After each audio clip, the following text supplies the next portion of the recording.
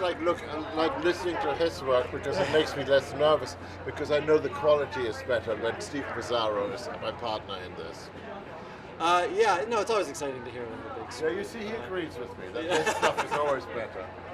And tell me about these characters in this film. Like, what is it that makes the audiences come back to these characters again and again? Well, there's a certain something about Alec that just, I mean, and the way he plays it is just so delightful. And this is my 6th movie with Tom McGrath, so which helps, you know, if you have a pandemic and you're all locked away and you're all working from home, it helps if you know the guy who knows the guy, you know? So very, very good. I mean, just that's the amazing imagination that Tom has, the amazing art that they produce. But the best thing is, it's just the jokes in it, everything is fresh about it. Some of your notes might be fresh about it. Some of them. Yeah. He worked hard in finding those, those little notes, those pesky ones that are hidden away, but it's very boss baby. Well, this is my 2nd film with Tom, actually. And yeah, Tom always just puts a lot of love into every little detail of the film, so it's always great. And actually, I mean, in all honesty, so do we. Animation is extraordinarily complicated for a film composer who's used to writing, like long flowing scenes, and suddenly you're in animation, and then it goes from one thing to the next. You got a car chase with a love scene, and a this and a that, and the babies and the thing, and so the absurdity of it is what makes it so glorious. Just tell me what it's like to be out here, back in the theater after the crazy year, and how it feels to have your work. Well, it's fantastic to be here because, we had to make half the movie from home. We weren't sure if we were going to be able to come out in theaters because our original release date was in March. And fortunately for Jeff Shell, thinking we could have the holiday weekend, plus come out on Peacock, it feels like we'll be able to get to the widest group of audience that we could dreamt of. And it's fantastic we can be here in person. It's right when theaters are opening up. And we want to be the first outing for families to bring laughter and some joy into their hearts by going to the theater or watching it at home. Yeah, these characters bring so much joy, they're so beloved. What was it like to bring them back? It was great bringing him back. I love working with Alec, but now we have Amy Sedaris, and she's even a bossier boss baby, and so she's a lot of fun. We have Jeff Goldblum and James Marsden and Ariana Greenblatt, and it's the most comedic cast we could ever put together. And I have the best seat in the house because I got to record with them, and we just laughed. And hopefully all that joy of making the movie is up on the screen for everyone else to enjoy.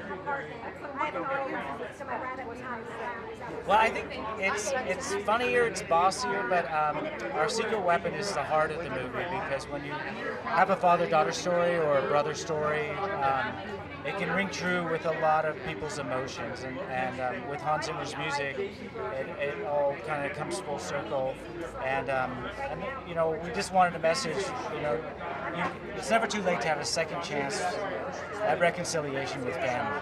So hopefully when people leave this movie, they'll call their aunt or their uncle, their brother or sister, and just say hi, or I love you, or I'm sorry, and hopefully they'll reconnect as well.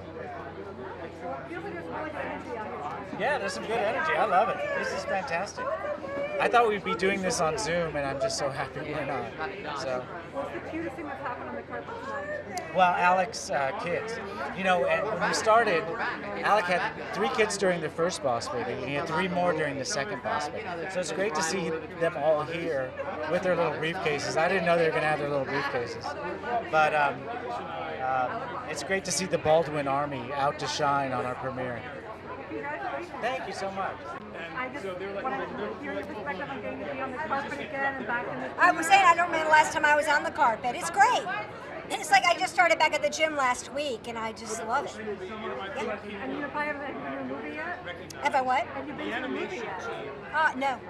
So this is your first? It'll be my first, yeah.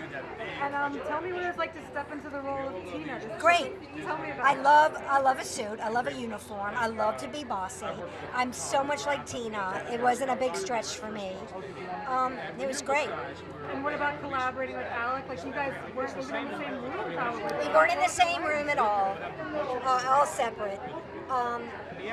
He's so funny, and I was a big fan of the first one because I watched it with my godkids. So when I told him I was doing Boss Baby 2, it gave me some clout.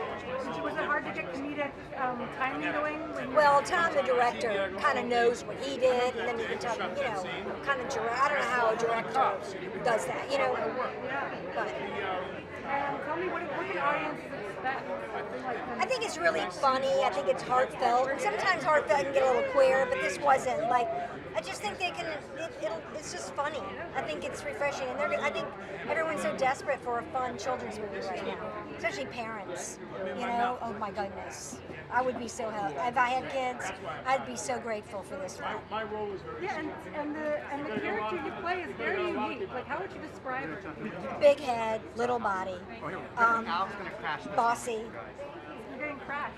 You're getting crashed. That's what he does. What was it like to work together? We didn't get to work together. This is the most we've worked together right now. Yeah, right now. We're spending more time together now with this interview than any time we spent together. You worked together in the past. Or you've known each other before? Through the years. Yeah. So tell me about how do you. She did Match Game, but I I did did Match Match Game. Game. She came on, yeah. And I'm a big fan. I mean, make my us all whole look family better. loves Alec Baldwin. And he comes from a large family. I come from a large family.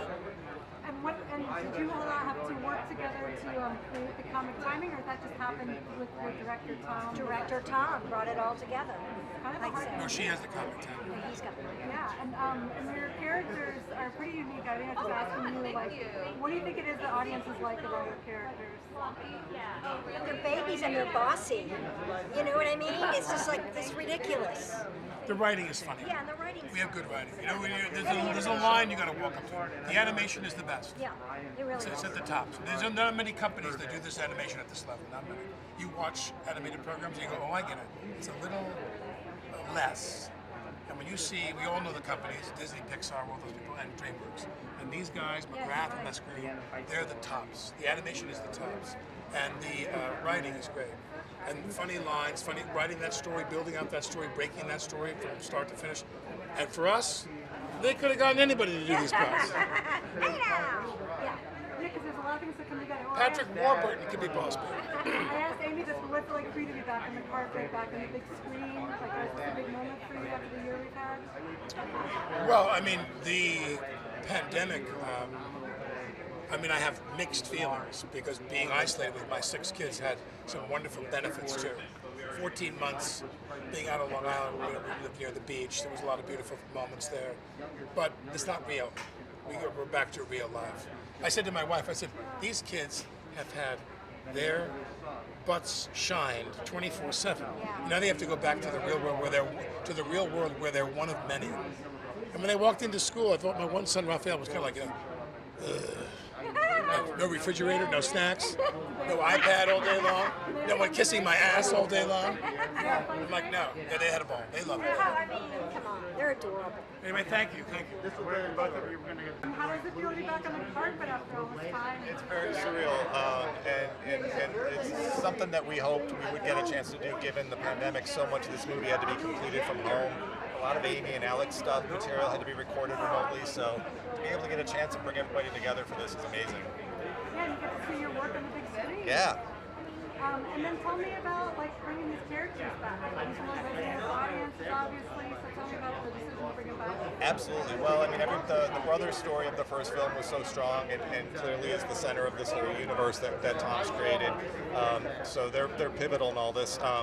But it was a great decision in doing a sequel to jump 25 years into the future, age both of those characters up, and allow us to kind of populate the film with this whole extended family and it's a whole multi-generational story now. We've got the brother dynamic, but we've got a father-daughter dynamic. We've got sister dynamics. It just opened up so many story possibilities. Yeah, so what can audiences expect? What can you tell us? You should expect the craziest, most preposterous stuff, and also the most tender, heartfelt, sincere moments. I mean, that's what's great about this franchise. It's this perfect alchemy and marriage of the two things. And what about the timing here? Coming out this way, everyone needs entertainment. Well, I mean, it's fascinating. This movie is very much about the importance of reconnecting with people that you love, and it was made in a time when the world forced us to all be apart. So it's actually very fitting that at the end of this now we get to share it in the world in this way. Yeah. Thank you very much.